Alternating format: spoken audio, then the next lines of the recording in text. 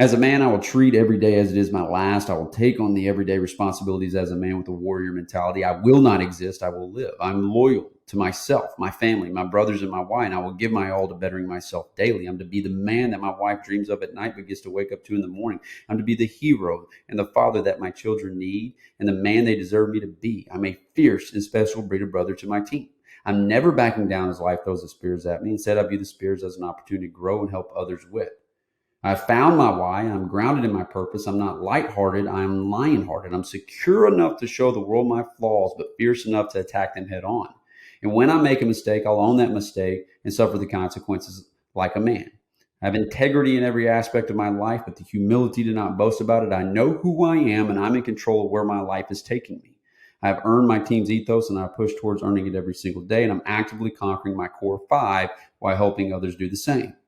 I'm a leader, whether it be to one or many, I'm called to lead. I've learned to hold others lovingly accountable like a true leader would. My mind is unbreakable. My spirit is unshakable. And when you look inside my soul, you'll see a warrior phoenix, one with fire in his eyes and ashes dripping from my wings due to the 1 second contract I have signed and owned due to being reborn every day. I'm always pushing forward. I'm never looking back. I take my why, my leadership abilities, and I aggressively help other men be liberated the way I am. God has blessed me with gifts I will not use for selfish gain. Instead, I will use them to better this world and understand by helping one, I can help change one life at a time. All right, everybody, get ready, buckle up. Welcome to the Men on Purpose podcast. Today's episode is intense. And it's not intense because of me. It's intense because of my guest, Cole Rodgers. Man, the guy he's like me personified, intensity-wise. And I'm jacked up, and just like, the guy just rolled with so much value and value and value after value and gold and gold and gold. I mean, God, it was a spectacular episode. One, because of how much you're going to get out of this. And for those of you who need to get their ass kicked today and hear this information in a really direct, intense way, you're going to get it fire hose style. So get a pen and paper out. The other thing that's really exciting is that I get to experience another guy that has the intensity about the men's movement that I'm on, right? Because he's on his own men's journey and men's movement he's created called School of Man.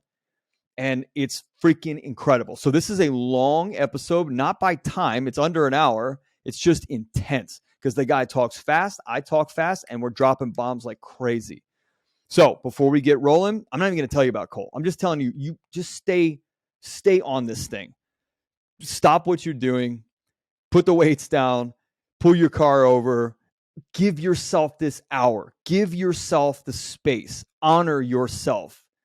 Give yourself that respect. Say, I'm worth it. I'm going to stop for an hour. All right? Before you do that, make sure you're a part of the Men on Purpose community. Make sure you check out our new website, menonpurpose.net. Make sure you go to the website or the community and download our free purpose-driven formula mini coaching course and ebook. And I think that's it. We've got retreats, we've got coaching, we've got all kinds of cool stuff. I love all of you for listening, helping this thing grow. We're expanding, we're scaling, and it's because of all of you. And thank you for your commitment and your faith in this process and in this movement that we're creating. Enjoy this episode. Such a cool place to be. There's this depth that you can get to, and the ability to have other people listen is pretty freaking cool. Because how many people actually actively eavesdrop on your conversations when you're having them? How many people are tapping your phones? How many people are sitting with you at a restaurant when you're having drinks with a buddy? That's the cool part. I'm just going to leave this part in, man. I'm not even going to cut this out. I love it. I think you hit the nail on the head too. How many times have we been in a bar with our boys and we've gotten into some whiskeys and you're just sitting there soaking it all up, and then all of a sudden someone drops just a gem, and you're just those antennas go up. Yeah. And that's how podcasts are for me. It's like you're having a whiskey and you have a front row seat at the bar of listening to 2, 3, whoever's on the podcast, individuals, just be raw and real, and you get a front row seat to that. So I love them. I love them. I do a lot of video, but from a podcast perspective, it's just, this is where I get a lot of my creativity and my spirituality from. I Yeah, me just too. enjoy it, honestly.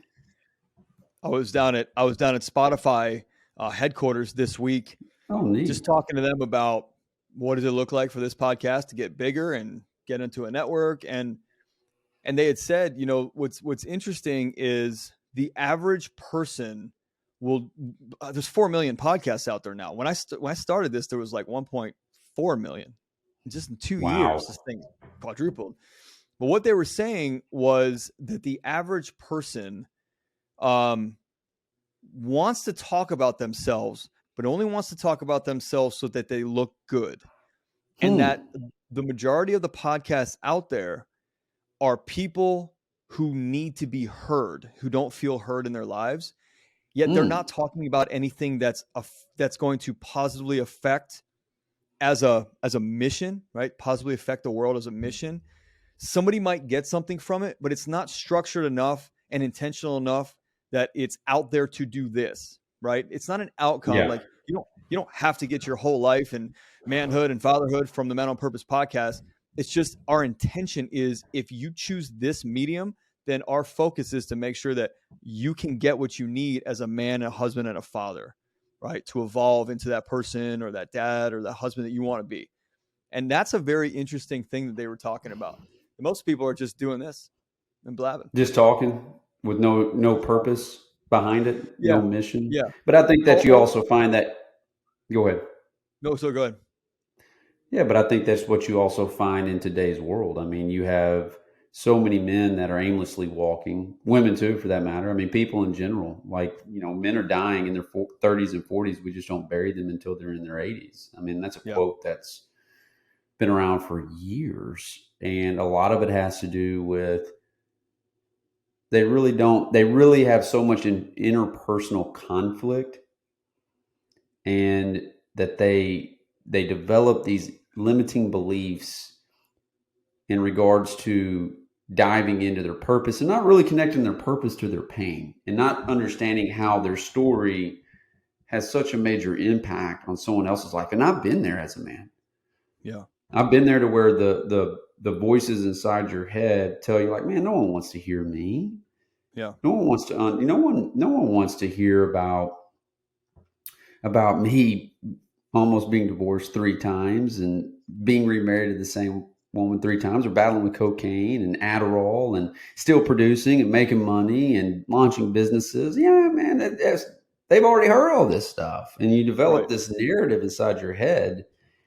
And the minute you lock in on the purpose, the why, and really the who, to me, your who, that who it impacts, if you will, is directly connected with your why. Always should be, at the end of the day. Always should be. But so many people want you to be committed to them, and they're not even committed to themselves. Hopefully, maybe I'm not making sense in that No, you're regard. making perfect sense. For any guys that are listening that this doesn't make sense to, that's where we start. That's where they start. It's not making Hmm. sense because they're the guy like this is called men on purpose, not men by default, not men who Yeah, sometimes want to be on purpose when it's convenient or looks good on Facebook, right? This is men yeah, on purpose when nobody's looking, right? It's not easy to end a habit like cocaine when your brain is addicted in a chemical formation, right? It's not easy to become the man you need to be to have the marriage, right? I just shot a video this morning on the difference between marriage and partnership and how in major our difference. world there's 5 categories called purpose pillars that we go through: self, spouse, kids, career, community, right? We want all those. We want it all in those 5 areas Hmm. as men. That's what our drive is. That's what our mission is. And the lead domino is the self. And Hmm. if guys are trying to work on their guys tell me all the time, I'm trying to work on my marriage, trying to build my business, I'm like, okay, when are you going to commit to working on you? So that's Well, exactly what you're talking about. 100%. And I mean, just think about what you just said. So many men use the word try. And I mean, it goes back to Yoda: do or do not, there is no try. Right. And I mean, but here's the deal too. And I always, like, starting off a podcast, I always want to express gratitude, right? And I always like to start off with my ethos because so many men do not even have an ethos. There's not a stand. And at one point in time, I didn't either. My ethos was, hey, brother, it's about money, about sex, and about status, right? And about athletics, right? Like that's just what we've been learned to benchmark ourselves on Yeah, for the measurements of longest time. success. Yeah, measurements of success. And, so my ethos, and if you give me just a second, I want to, for the audience to hear it, it's really going to hit home with the mission that we are both seeking and we're both leading with impact. We call it in School of Man, be the wake, right? Be the wake, put a dent in the universe, like Steve Jobs said, but it always has to start with an ethos. And in the first paragraph of our ethos, it talks about loyalty to thyself. So here it goes. As a man, I will treat every day as it is my last. I will take on the everyday responsibilities as a man with a warrior mentality. I will not exist. I will live. I'm loyal to myself, my family, my brothers, and my wife, and I will give my all to bettering myself daily. I'm to be the man that my wife dreams of at night but gets to wake up to in the morning. I'm to be the hero and the father that my children need and the man they deserve me to be. I'm a fierce and special breed of brother to my team. I'm never backing down as life throws the spears at me. Instead, I view the spears as an opportunity to grow and help others with. I found my why. I'm grounded in my purpose. I'm not lighthearted. I'm lionhearted. I'm secure enough to show the world my flaws, but fierce enough to attack them head on. And when I make a mistake, I'll own that mistake and suffer the consequences like a man. I have integrity in every aspect of my life, but the humility to not boast about it. I know who I am, and I'm in control of where my life is taking me. I have earned my team's ethos, and I push towards earning it every single day, and I'm actively conquering my core 5 while helping others do the same. I'm a leader, whether it be to one or many, I'm called to lead. I've learned to hold others lovingly accountable like a true leader would. My mind is unbreakable. My spirit is unshakable. And when you look inside my soul, you'll see a warrior phoenix, one with fire in his eyes and ashes dripping from my wings due to the 1 second contract I have signed and owned due to being reborn every day. I'm always pushing forward. I'm never looking back. I take my why, my leadership abilities, and I aggressively help other men be liberated the way I am. God has blessed me with gifts I will not use for selfish gain. Instead, I will use them to better this world and understand by helping one, I can help change one life at a time. And the purpose behind that is to sober you up as a man on the things that matter most. And too many of us are very conditional with our thinking, conditional with our emotions, conditional with our actions. And a simple example is, you could have a guy that is training for a marathon, but when it rains, he doesn't run. Yeah. But on the flip side of that, down the road, you could have a guy that has just got a dog inside of him. When it rains, it hails, it snows, it doesn't matter. I'm running. Intentionality is a very rare trait. And I say it all the time. A lot of us in this world are very enthusiastic. We have now been brainwashed into being that because of Amazon Prime and the filters of Facebook and the filters of Instagram. And, we want to press a button and just get a package delivered to a doorstep. Or it's Cole's responsibility to produce the result for you. And the fact of it is that at the end of the day, guys, like on purpose means for life. There are no finish lines. You're always finishing to begin. You're always training. You are very fortunate to wake up every single day and you need to take inventory of your greatness. You need to inventory why in the hell did you get to wake up today, right? And but that takes time too, and that's what I always tell guys. Like the first place that I always start with is that I'm perfectly fucked up. I mean, perfectly flawed, perfectly fucked up, and I own every inch of it, and I'm very proud of it. I don't regret anything. Yeah. And there's been countless books that have been written about it, podcasts, YouTube videos. You can go watch all the Eric Thomas videos you want, Jocko videos that you want, Goggins videos that you want. But if you're not backing anything up with action and purpose and just being an obsessed man about living and not existing, you're always going to be in the loop. You're just always going to be in this hedonic treadmill mindset. And I speak because this is coming from experience. This is coming from my life. That ethos was just not created on a piece of paper on a whim. It was built 5 years ago because I pretty much broke my family's back for the third time. And we are very good. And I'm an alpha. I'm a very aggressive person. Like God put our eyes on our face for a reason. We always are pursuing, we're attacking, we're going after something, but we can also mistake movement with progress. Yeah. And, the biggest thing for me was at that time, 5 years ago, before my declaration of independence. That's what I also refer to that. That's my declaration. That's something I also say to myself every day. It's a prayer to me. It's a reminder that, I'm here today, gone today. Not here today, gone tomorrow. I'm here today, gone today. And, for the first 6 years of my marriage, brother, like it was a sham, because how I started off my marriage, and these are really the highlights. If I were to have an ESPN top 10 highlights, it'd be the top 10 bloopers.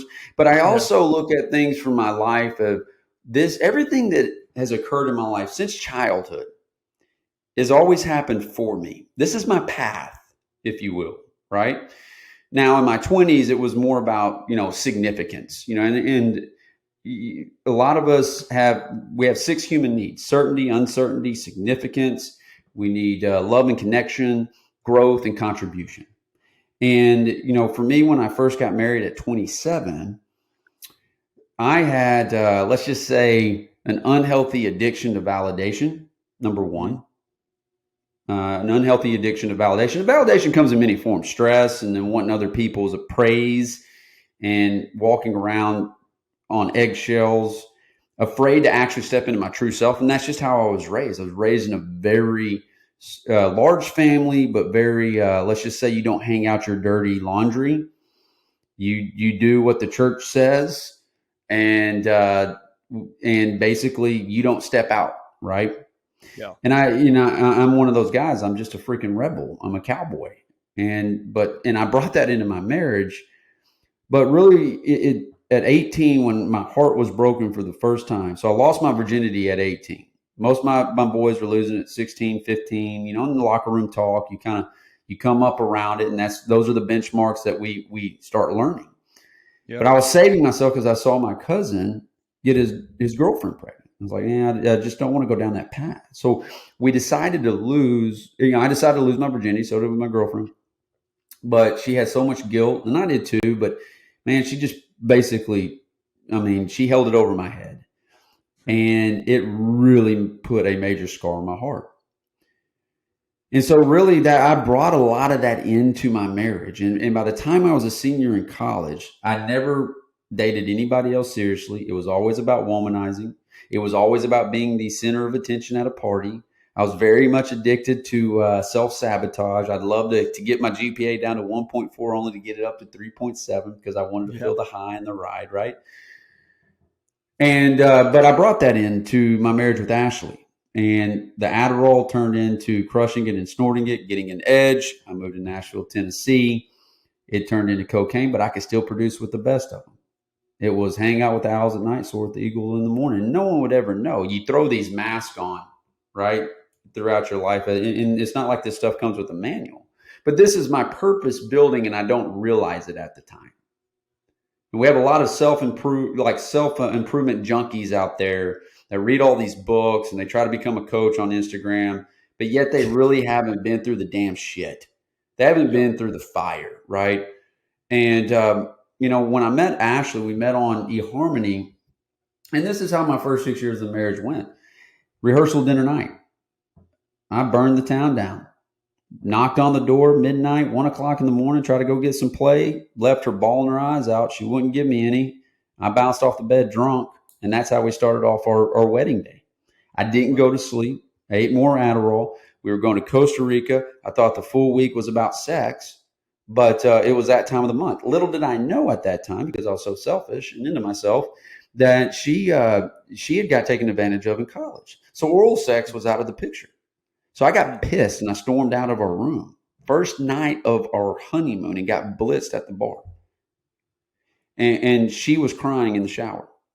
That's how the week was. Just that was the week. Wow. And we get home, and I was just like, I just don't know if this is going to work. So that's how I started off my marriage. Right off the bat, bro. And she is thank God. she's in my life, because God knew with my dragon energy, she wasn't going to let me run her over. Well, a month later, she's pregnant with Ava Madison. Well, at that same time, I left the corporate world from a career perspective, started my own business, and my income was cut in half. Learned that my wife was pregnant, blown Achilles. I'm in sales. I'm driving around and cold calling and knocking on doors with a blown Achilles. 26, 27 with CEOs and CFOs, grinding, right? Yeah, grinding. A year later, it goes to zero. My daughter is born. My income goes to zero. My daughter is born. She flatlines on the table. So you'd think it'd wake me up at 28. Thank goodness we had great doctors and great nurses. Both her and Ashley made it. And I just immediately went back to my phone. A year later, Landon's born. And yeah, so that's how I started the first couple years of my marriage. And Ashley and I went to a football game here in the South, and it was at Ole Miss. And I was like, man, I got to get out and party. Like, I got to cut loose. I've been stuck in the house as a dad, blown Achilles, not really moving my body. So I go out, find some cocaine, party all night, and she's asleep in the next room. I come in just in time for her to wake up and me make her a cup of coffee. So to act like nothing ever happened. And this is really how this is where the first really fracture or cracks started to show. And for the first 5 years with Ava Madison and Landon, absent dad, chronic masturbation, sexless marriage. I'd come in and out of doing Adderall. I'd hide Adderall, and when I couldn't get it, I'd find B12. But my business was starting to boom, and no one would ever know, right? Like I'm one of those guys that, man, I can go. Like, it's just like this. That's just Rodgers. But I was always thinking, how can I get an edge? How can I get an edge? And it finally came. Do what? Why did you need that edge? For significance?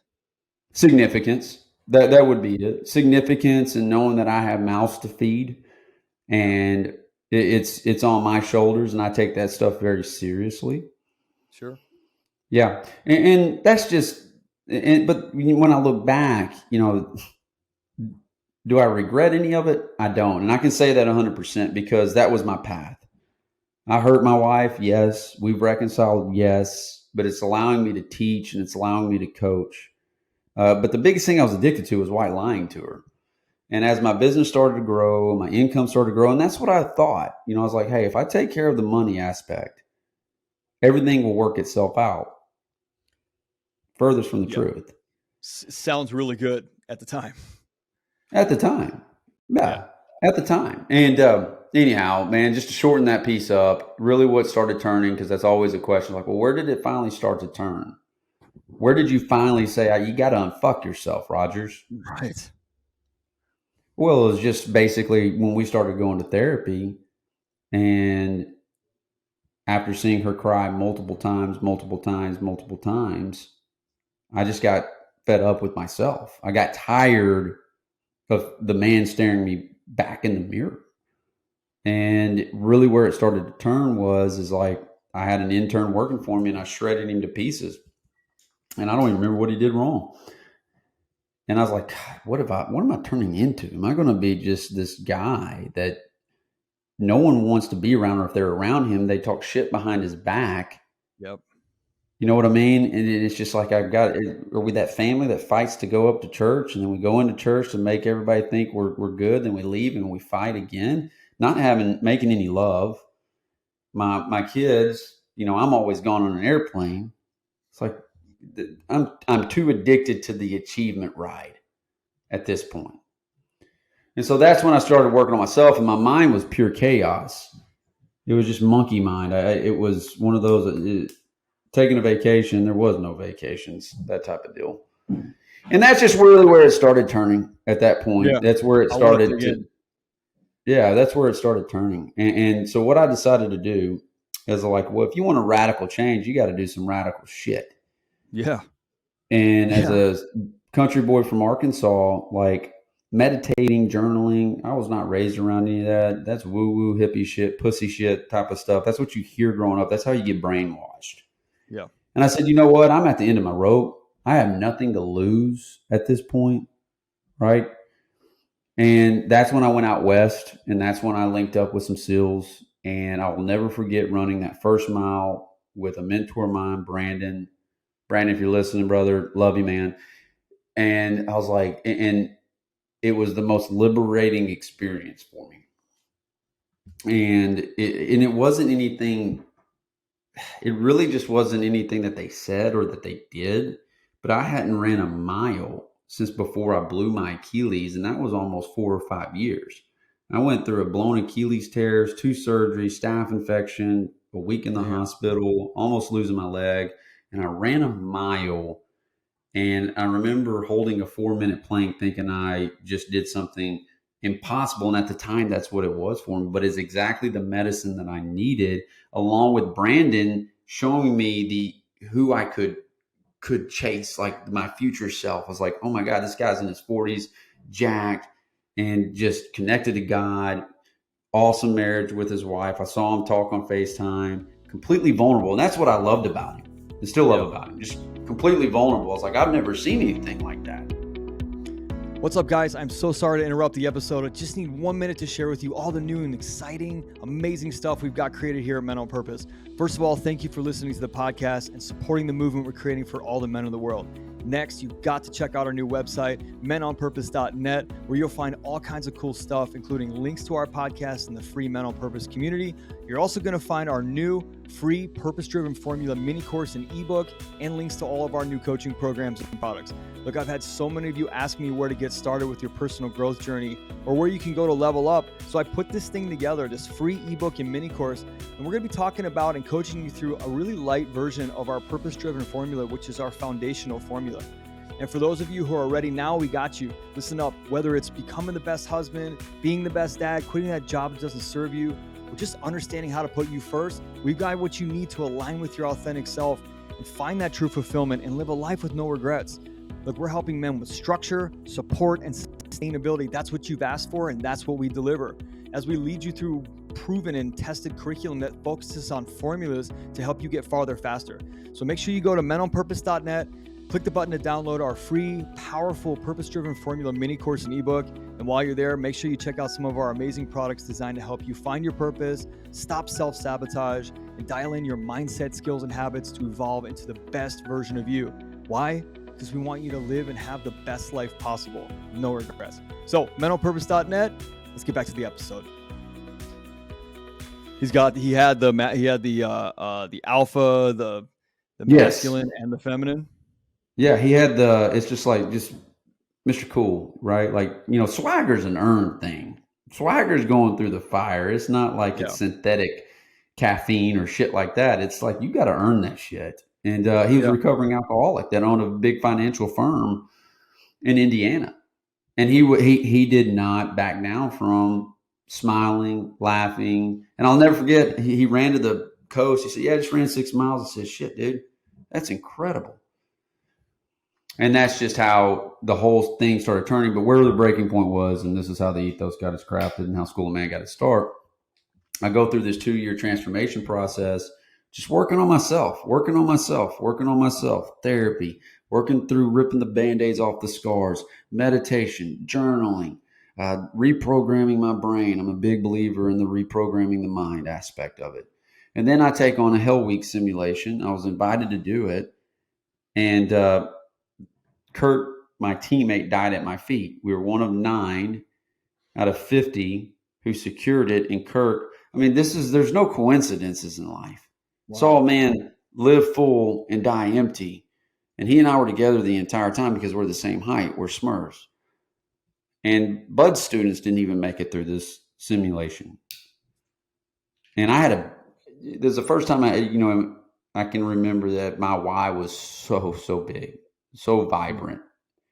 And it was because of my wife and just being so proud of the journey. I'm proud of myself. And so many people, they struggle with that. And yes, pride there's a bad side of pride and then there's being proud. But when Kirk died, I mean, it was boom. Like, I looked around and I felt alone. I sat there and watched a man, his breath leave his body. And I remember Ashley running up and hugging me and kissing me, and Kirk's passed, and it's just like, what the fuck just happened? Yeah. Was that during that training or that It was at the very therapy? end. Mm-hmm. Wow. Yep.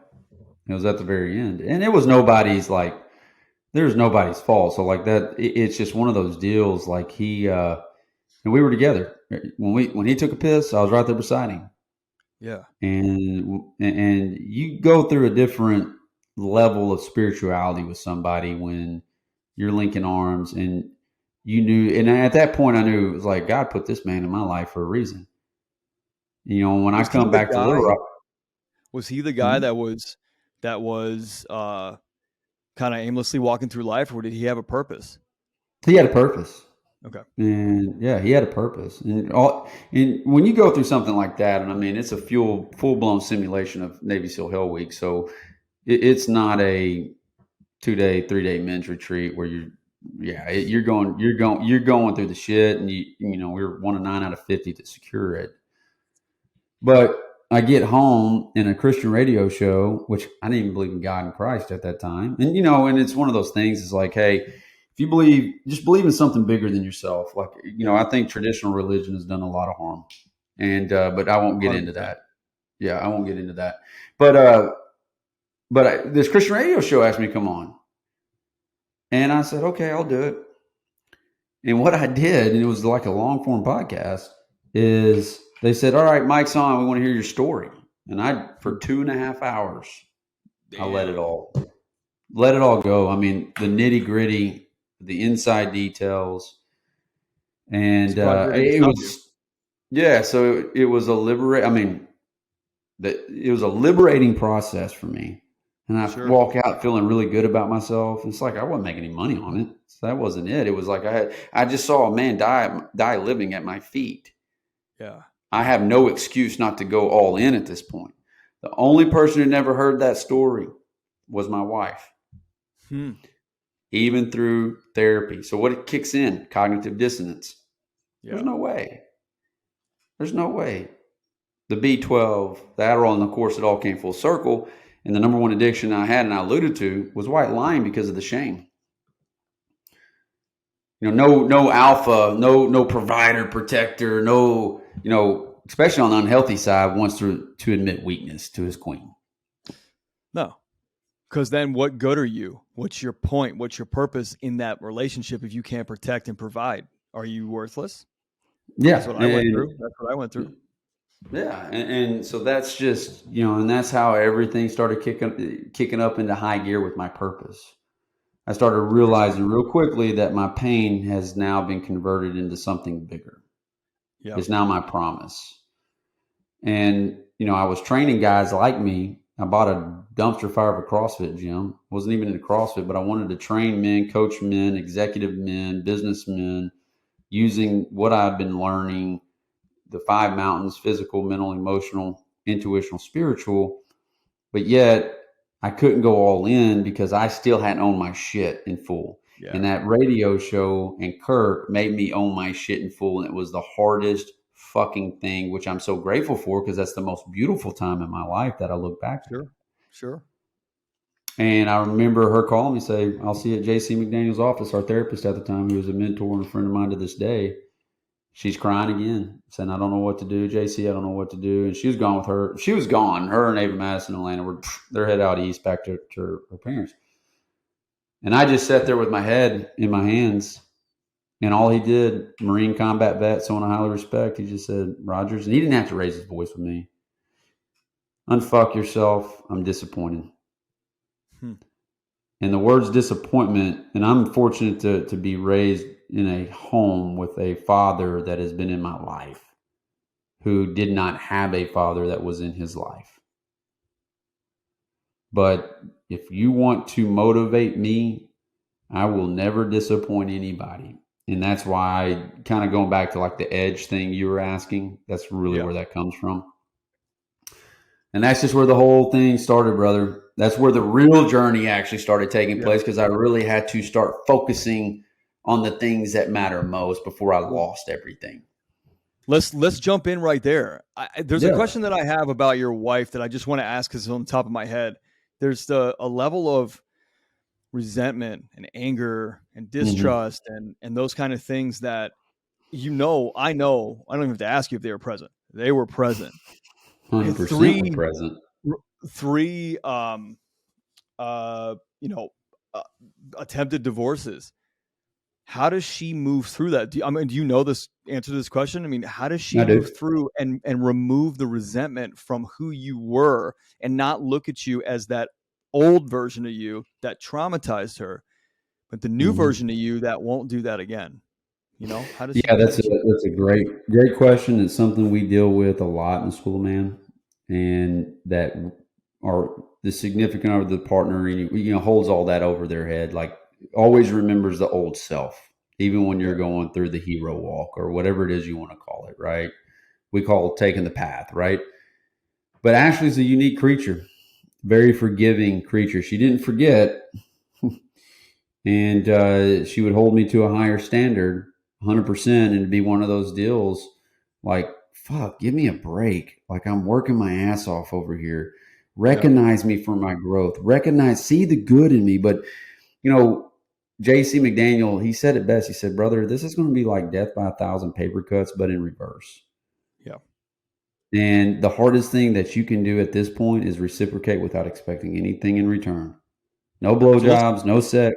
No, it's because at this point you can say all the fucking shit you want, but don't tell her. You're going to have to show her. And this is going to take a long time. And she is a special human being to where I have created trauma in our marriage, 100%. And I own that. But she has also forgave me, and we've worked on it together, communicated together. And, it's you just trusting in the process and the path in which you're taking. We're just committed to each other too. It's not perfect. We tell everybody that we come into contact with, other couples, we tell our whole story, right? And it's still being written. Of course. It's still being written. You're not dead yet. How did you deal with the being unconditional? This kind of goes back to the things you were talking about in the beginning.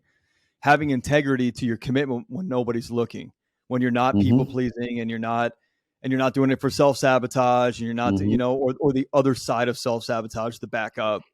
How did you hold that commitment to being unconditional when you knew that your programming was to put some shit out there to get this back, but now you had to put it out there and you couldn't expect anything back? You just had to be with that. That's more of an integrity to commitment thing where it doesn't matter what comes back. How did you do that? Pain. I always tell people, like, look, emotions, they will eat you alive if you let them. But if you use the good side of emotion, the pain, and I'm such a visual person that I would have to go back to that office all the time when I'm meditating and visualizing and witness her crying, her saying, I can't do this anymore. And she work with you? Do what? Did she work with you? Yeah. Oh, got it. Similar to my situation. Yep. And she said, but I let myself feel it so that it would center me in saying, you know what, there is a bright, vibrant future for you together. See that, be that, proclaim that, but you're going to have to step into it. And then I'm I'm an avid reader, but my favorite book is Atlas Shrugged by Ayn Rand. And there's a quote by John Gall. It's right there. Yeah. Do not let the hero in your soul perish in lonely frustration for the life you deserve but have never been able to reach. Check your road. And the nature of your battle, the world you desire, can be won. It exists. It is real as possible as yours. And when that hit me like a ton of bricks, that became my mantra, my ethos. You got to do today what others won't so you can do tomorrow what others can't. And your marriage is number one. A lot of us use a shotgun approach in life where I just had to go in with a rifle. And that was it. That's all that mattered. And the other thing is too, like, Buddhism has taught me a lot too. And I'm not a Buddhist, but I do study detachment, letting go. The Stoics talk about that, and just finally saying, you know what, quit chasing this achievement high all the time. Focus on fulfillment, and you will achieve everything that you want. And I just started believing in everything. That's just it. I had no other choice, right? And Ashley slowly but surely saw the change. But here's the deal: people always want to ask the how. Your who is going to help you accomplish your how. Yeah.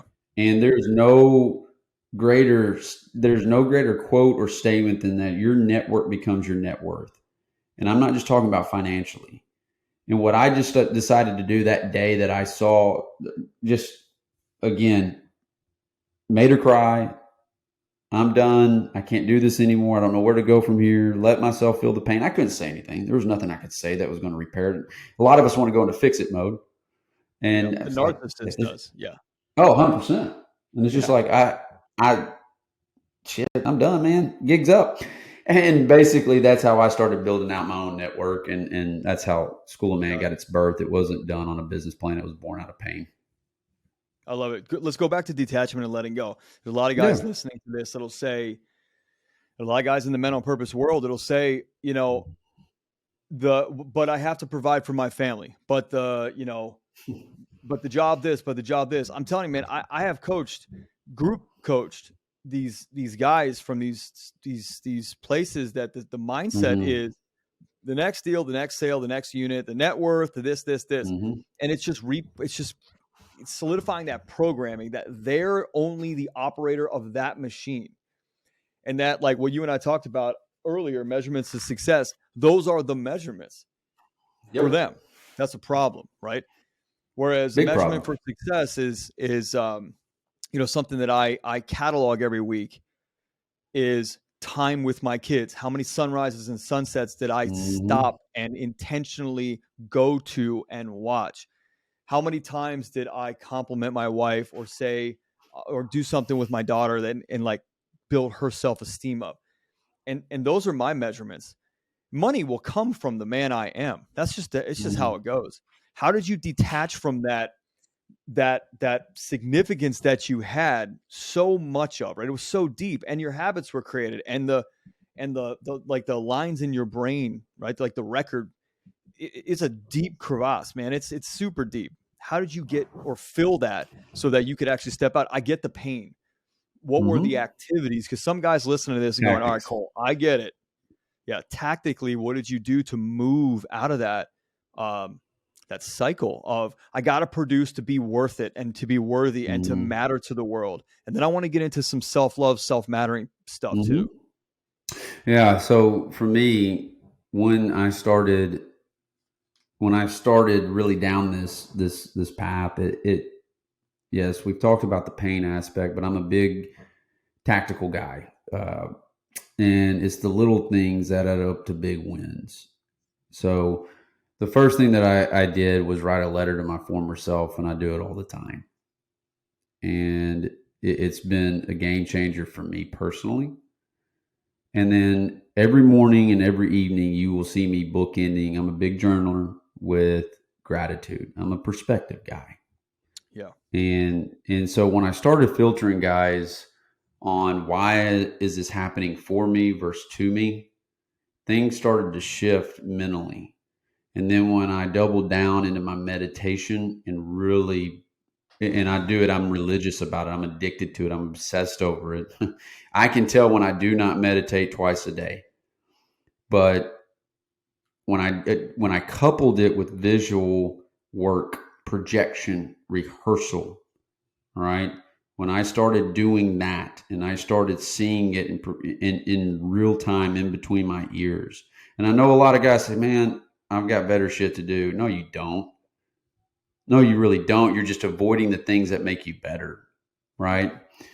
And I quit giving myself unearned rewards. So many of us reward ourselves and we hadn't even earned the damn thing. Could be that drink. I don't know what it is in someone's life, right? Like a guy getting on the treadmill for 30 minutes, then goes and blows it out with dessert and stuff later that evening. So isn't that childish though? Isn't that just immature? It's very childish. It's the whole marshmallow effect that's been written about 1,000 times. And but anyway, so really the first things first, you put first things first, as the books say. And for me, it was, all right, who's now my former self? let me write a letter to him. And it's going to hurt. It's going to write a couple of times. Number two, I'm going to share this with Ashley. She's not going to probably buy into it until she sees some action. Number three, first thing in the morning, 0 dark 30. I wake up at 3:45 a.m. every morning. Damn. And that's requirement here at headquarters in SOM. We start at 4:45. I'm the first one to be at headquarters. And we've got a big crew here. But we start off with meditation, gratitude. I already know what my high value targets are for the day, which are linked into my one thing, and this starts back for me, like in white belt phase, if you will. And then I have my daily ethos. Like, guys, if you don't stand for anything today, you're going to fall for it. So for me, for the longest time was kind of coming out of the ethos that I started the show off with. I need to be the man that Ashley dreams of at night, but gets to wake up to in the morning. I will be. Instead of using the I tries and I cans, no, it's the I will be, I am. And I started reprogramming my self-talk, my invisible talk, my inner narrator, right? I started really paying close attention with my breath work. And this is something I still do to the day.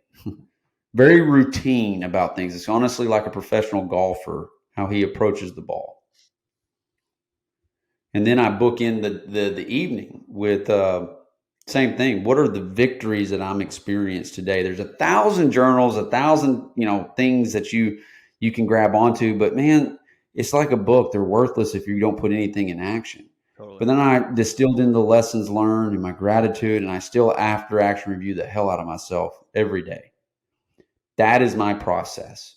And little by little by little by little, it also became an art form of self-love on top of training like I was created to train physically. Because I firmly believe the physical side links into the mental, the emotional, the intuitional, and the spiritual aspects of things. And, it became rhythmic for me, a rhythm of my life. Yeah. And the letter to the former self quickly became a power tool for me. Like I made a business decision that cost my family close to $40,000. It stung like hell, and it's, there's a good side of regret, and that's called wisdom. If you look at it like that, why does this happen for me, not to me? Agree. Let me ask you something. I want to talk about like the addiction swap that I was hearing in there. Do you think that you traded one addiction for the other in terms of the straight routine? See, I when I talk to guys that have been through AA, and by the way, AA is phenomenal, right? As a tool to get you on your path, phenomenal. I don't know about NA. I don't have any experience with that. Nor do I. Yeah, but what is that okay for someone to do? Just in your opinion, not in like the grand scheme of things. Is that okay to? Because I see a lot of guys will say, "But if I change who I am, I'll lose my edge." And I go, "You don't have to. You don't have to lose the edge. You literally can just take it from being addicted to drinking and gambling and sex and porn to something that's healthier. Just start there. You can trade it." Do you believe in that? 100%. Okay. Just like my son's on the autism spectrum, there's an addiction spectrum. Mm-hmm. And there is truth to that. There's a healthy side to it if you allow it to be. Show me a man, obsessed with something, I'm going to show you exactly what he accomplishes, good or bad, right? You can be obsessed on good or bad things, right? But yeah, that's exactly what I have done in my life. I'm addicted to waking up super early, doing hard shit, telling my brain to sit down, right? Being ultraly vulnerable. I know things that work for me. And you're going to have to test a lot of times. You're going to have to test. You're going to have to pivot. You're going to have to evolve. You're going to have to expand your mind in the sense like get around people. A lot of guys' networks really suck. I'll just be honest about it. And a lot of dudes are very lonely. Even the ones that have 3 letters behind their name, COO, CEO, and all those. And get around some guys that are just living at a different frequency and vibrancy in your life. They're not talking. It's not like, hey, brother, you pull down 7 figures this year. There's a time and place for that. But these guys are looking at it from the lens of, hey, man, did you make more memories and experiences with your kids this weekend? right? Speaking my language. Like, hey, brother, do what? You're speaking my language on that. We call them MMEs at this house. Moments, memories, Yeah. experiences. What are our where's our financial resource flow to the MMEs this month? That's what we discuss. Yeah. Same here, man. And it was one of those conversations that I had today at headquarters with one of our guys. And this week is what we consider Hell Week in Psalm, and everybody that wants to go to paradise, they have to go through hell, right? And it's a reminder on how we must be grounded, because your former self will creep back in. That's the greatest war that's being waged. It's And one of our guys, canyon. yeah, exactly. And one of our guys, I could tell, he's like, man, I've taken off work for 2 days. I said, really, have you? He said, no, it's piling up and it's wearing me out. I said, but you've given your wife 2 days to go do her thing before school starts because she's a teacher. But yet your daughter, who wants to go color with you or dance with you, you're too busy thinking about emails and what you have to do. Versus, I said, she's not going to give two shits about all that. So let's do a little visualization real quick, gentlemen. Yeah. And I have 40 guys there, and and I said, this is at the very end of, a heavy training session. It's a log PT. I said, I want y'all to see something. I said, we can visualize our funeral all the time, which I do all the time. I said, but I want you to walk up to that casket. Now I want you to open the casket, and I want you to see who you love the most. Put your daughter in there.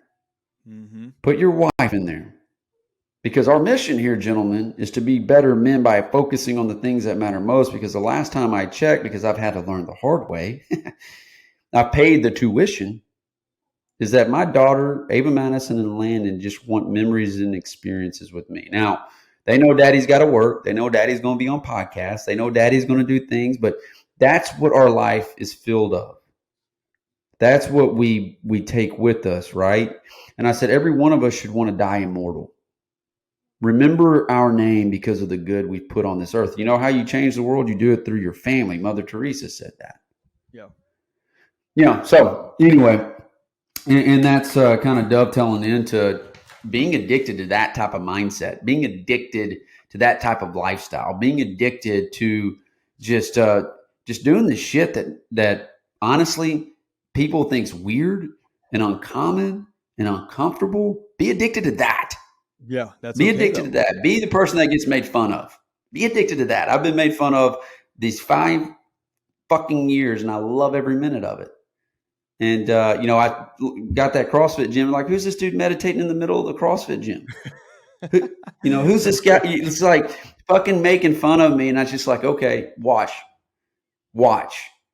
right? And from a hard charger like me, I was like, look, man. Freedom's a big deal. We talk about it in this country. We wave the flags. But how many people are actually free?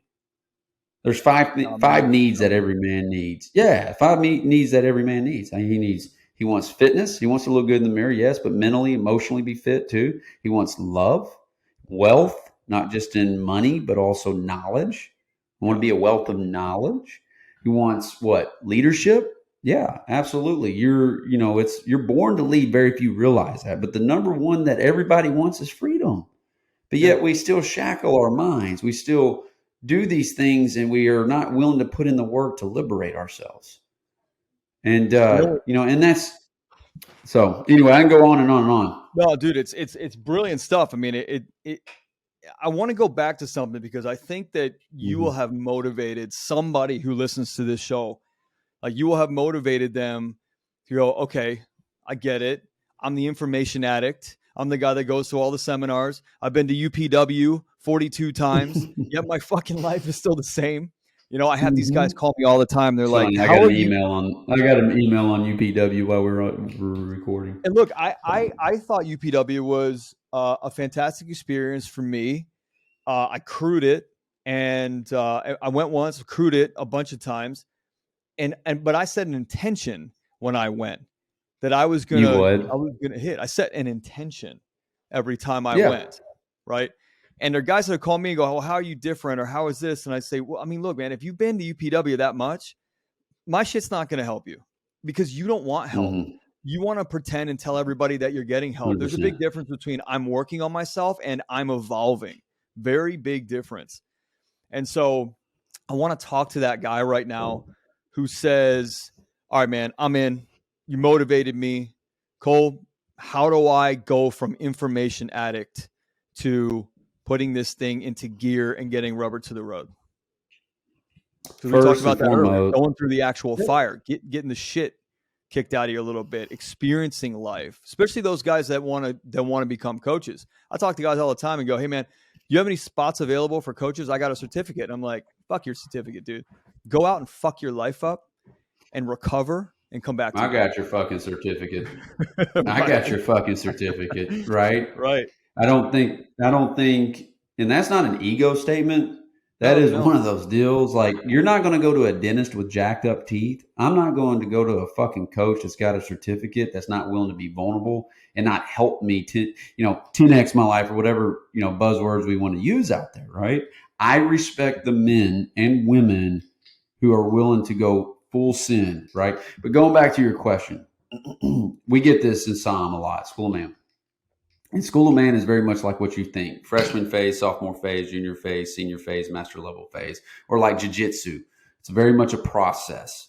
You got to, what we say, trust the process. And but the first thing we tell everybody is we're not responsible for your results. If you're coming to us and saying, you guys produce results like we produce uh, Teslas, think again. Yeah. And that's the first thing you got to get through your skull is we are not responsible for your results. So that's the thing. And then just aim small, miss small, guys. Quit overthinking shit and just fucking do and quit thinking. And that's just it. And just for a side note, my Mac is starting to get low on power, just as an FYI. Yeah, we're wrapping, dude. I think you pile drive these guys. This fire hose type of information. What'd you say? Aim small. What? Aim small, miss small. Aim small, miss small. I think we're so fucking focused on climbing Everest that I know. you got to fucking start on just literally the small shit. It's just like, dude, it's a step-by-step game. Yeah, Yeah, we have a saying set that the bar so low you trip over it that you create some momentum, right? Right.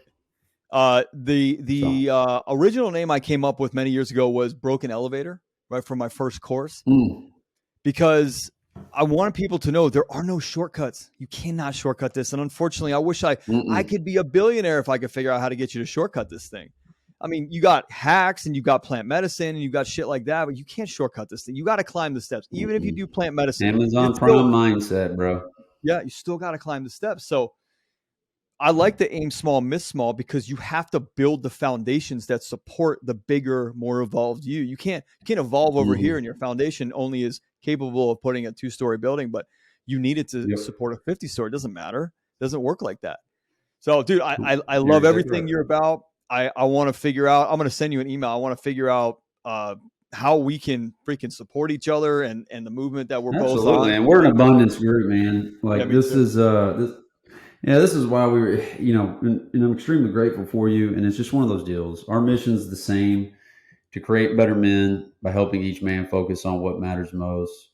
My vision is just to be the most impactful organization for men in the world. We're different. We're unique. We might not be a fit for everybody. We're very raw, and we'll punch you in the mouth and break your jaw. That's just how we work. And that's just what I know, right? Like that's just what I know. But at the end of the day, our hearts are in the right place. And it's not just me, guys. I got, this is a 100-year deal. I mean, that's our vision. It's a 100+ year deal. But anyway, brother, I can't thank you enough. Would love to help out where I can and support you where I can as well. Yeah, us too, man. So Cole, thank you so much for being here, guys. Go check out School of Man. Where can they find you? Schoolofman.live, not live. I do a play on words, right? Words are important. So schoolofman.live, and then pick up the book. That's the best place to do. Schoolofmanbook.com.